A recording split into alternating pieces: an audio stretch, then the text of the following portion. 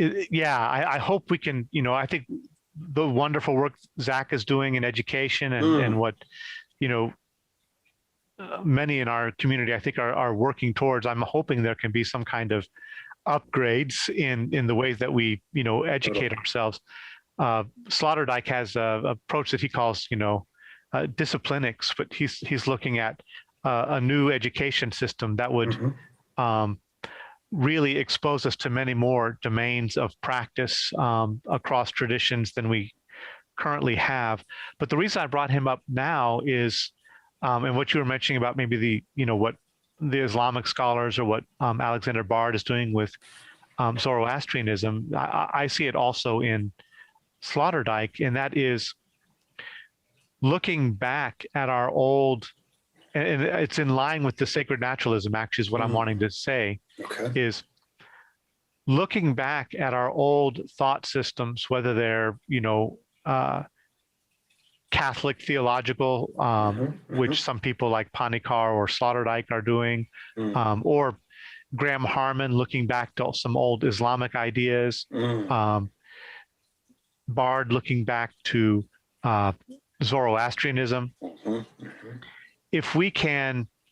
look back into these traditions and not just throw it out because it's metaphysical,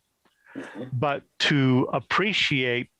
kind of the epistemic systems that emerge there for certain ways of knowing and interfacing with reality that enfold in whole architectures of thought, not just, outmoded, primitive maps of reality, but there are actually architectures of thought there that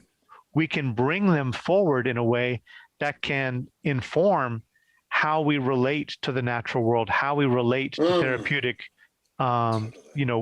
exchanges. For instance, Sloterdijk is using old models of the Trinity to inform how we can understand the patient or the client and therapist relation. So there's so much there that I think we can still see and draw from and learn from in these ancient traditions that don't have to be held in a way that or don't have to be rejected because they're religious, because there's so much that they can teach us about how we can know and relate and be with each other, and the whole beautiful kaleidoscopic play of epistemics, you could say. Totally. Yeah, I'm reminded of, actually, it was because of a conversation that you and Layman had on Integral Stage with Mark Edwards. I reached out to Mark Edwards, and who had gotten them enlightened by some of the Aboriginal traditions in Australia, and became, actually passionately convinced